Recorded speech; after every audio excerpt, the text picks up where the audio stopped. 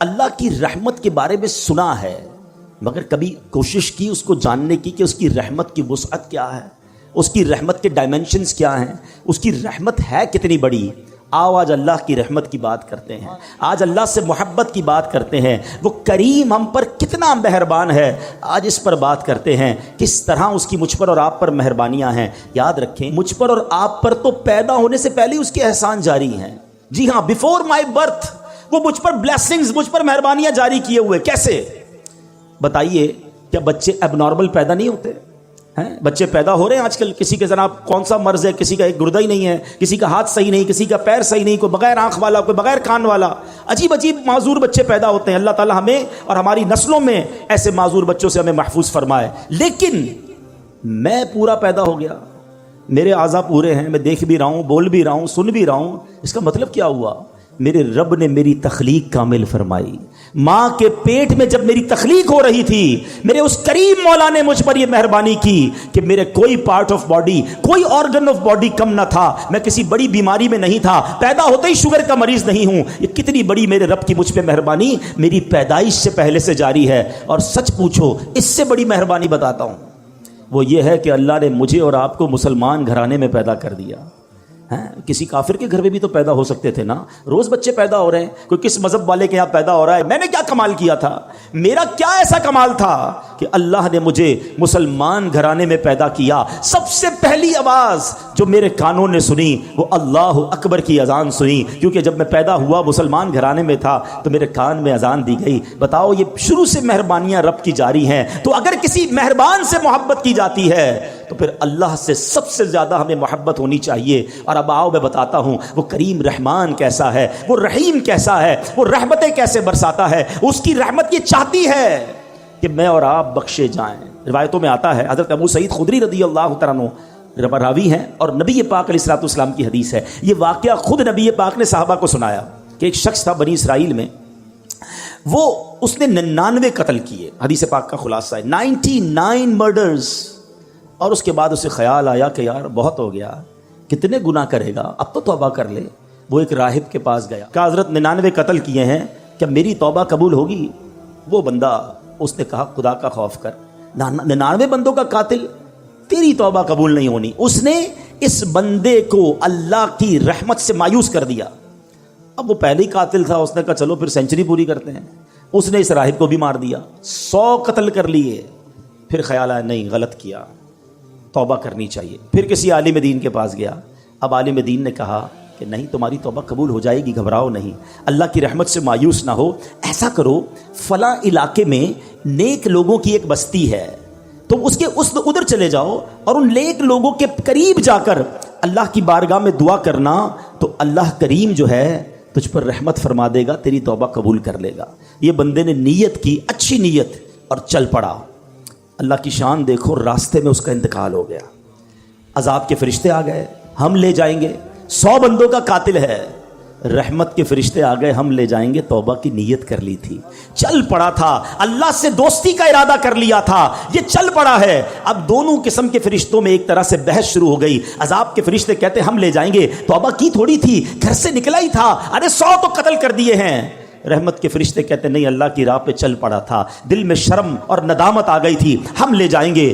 اب اللہ کی طرف سے ارشاد ہوتا ہے ایسا کرو، زمین کیلکولیٹ کرو، زمین کو ناپا جائے، اگر یہ بندہ اپنے گھر کے قریب ہے تو عذاب کے فرشتے لے جائیں، اگر یہ بندہ نیک لوگوں کی بستی کے قریب ہے تو رحمت کے فرشتے لے جائیں۔ اللہ اکبر، میں حدیث کے الفاظ سنا رہا ہوں۔ اب جب زمین ناپی گئی تو وہ بندہ نیک لوگوں کی بستی کے قریب نکلا۔ علماء کہتے ہیں یہ جو پلان تھا نا، اللہ کی قدرت کا پلان تھا، ایکچولی وہ دور تھا نیک لوگوں کی بستی کے، مگر رب کا حکم تھا کہ یہ بخشا جائے، اس کی منشا یہ تھی یہ بخشا جائے۔ وہ نیک لوگوں کی بستی اور اس کی لاش کے درمیان جو پلاٹ آف دا لینڈ تھی وہ اسکویز ہوئی، وہ کم ہوئی اللہ کے حکم سے، اور جب ناپا گیا تو چند فٹ کے فاصلے سے وہ نیک لوگوں کی بستی کے قریب تھا، اسے رحمت کے فرشتے لے گئے، گویا اس کی بخشش ہو گئی۔ یہ ایک روایت بیان کرنے کے بعد میرے پیارے اسلامی بھائیوں کیا پتہ چل رہا ہے؟ وہ رحیم، وہ کریم، وہ توبہ قبول کرنے کرنے والا ہے, وہ معاف کرنے والا ہے,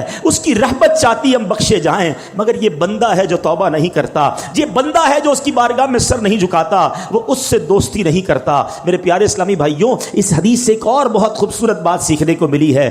یہ حدیث پہلے سمجھیے گا, نبی پاک واقعہ سنا رہے ہیں صحابہ کو. اٹ مین سارا کانٹینٹ جو ہے وہ آتھرائزڈ ہے, سارا کانٹینٹ جو ہے وہ زبردست کلیئرڈ ہے, جبھی تو نبی پاک سنا رہے ہیں نا. تو آقا نے کیا بتایا کہ لوگوں نے مشورہ دیا نیک لوگوں کی بستی کے پاس جا کر دعا مانگو.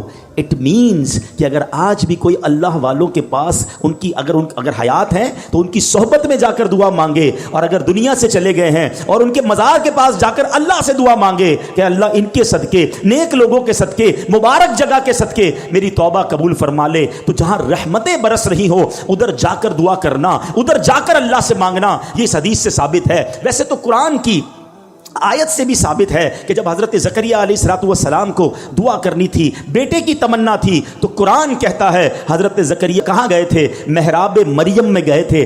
سورہ مریم اٹھاؤ, وہاں قرآن کہتا ہے کہ حضرت زکریا نے مانگنا اللہ سے تھا.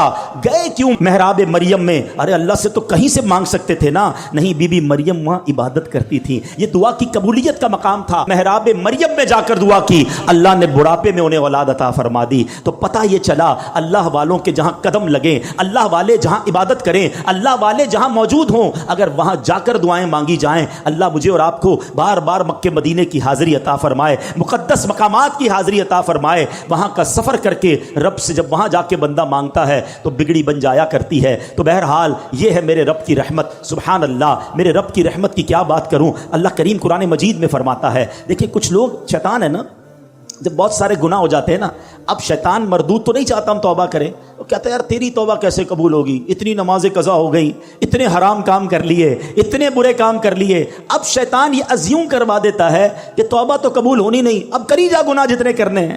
یہ شیطان کا بہت بڑا وار ہے. دیکھو اللہ قرآن میں کیا فرماتا ہے. اللہ فرماتا ہے کل یا عبادی الذین اسرفوا علی انفسہم لا تقنطوا من رحمت اللہ ان اللہ یغفر الذنوب جمیعا انہ هو الغفور الرحیم. اللہ فرماتا ہے تم فرماؤ اے میرے وہ بندو جنہوں نے اپنی جانوں پر زیادتی کی, اللہ کی رحمت سے نا امید نہ ہو, کبھی بھی اللہ کی رحمت سے نا امید نہ ہو. لا تقنطوا من رحمت اللہ, بے شک اللہ سب گناہ بخش دیتا ہے, بے شک وہی بخشنے والا مہربان ہے. تو اب سمجھیے گا اس بات کو کہ رب کریم ایک لمحے میں چاہے تو ساری زندگی کے گناہ بخش دیتا ہے. دنیا میں کوئی جرم معاف نہیں کرتا. آپ اور میں اگر ہماری کوئی ایک بار بات نہ مانے, ہم کہتے ہیں چلو معاف کیا, دوبارہ نہ مانے چلو آئندہ مت کرنا, تیسری بار ایسا کرے بندہ کہتا ہے اس کی تو عادت ہی ٹھیک نہیں ہے, موبائل اس کے بند کر دیے جاتے ہیں, نمبر بلاک کر دیا جاتا ہے, رشتہ داری دوستی ختم, کہ یہ بار بار میں کہتا ہوں میری بات نہیں مانتا.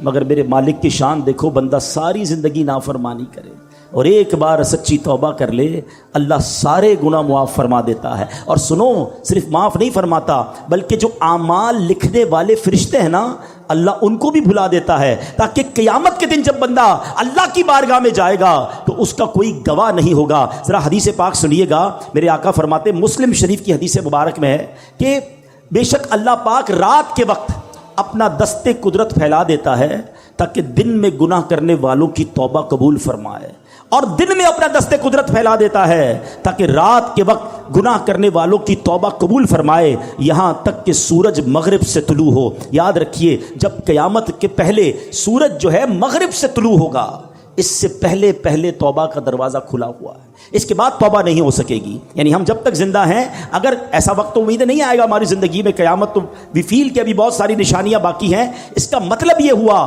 کہ ساری دنیا والے توبہ کر سکتے ہیں اس وقت تک کہ جب تک سورج جو ہے مغرب سے طلوع نہ ہو. تو ہمیں توبہ کرتے رہنا چاہیے. آگے چلیے, پیارے آقا مدینے والے مصطفیٰ صلی اللہ تعالی وسلم فرماتے ہیں, اے میرے بندوں تم رات دن گناہوں میں بسر کرتے ہو اور میں گناہوں کو بخشتا رہتا ہوں, بس تم مجھ سے بخشش طلب کرتے رہو, میں تمہیں بخشتا رہوں گا. بڑی پیاری حدیث ہے, اللہ کے حبیب فرماتے ہیں, جس کا مضمون ہے اللہ کی 100 رحمتیں ہیں. ذرا توجہ سے سنیے گا, توجہ ذرا پلیز یہاں رکھیے گا.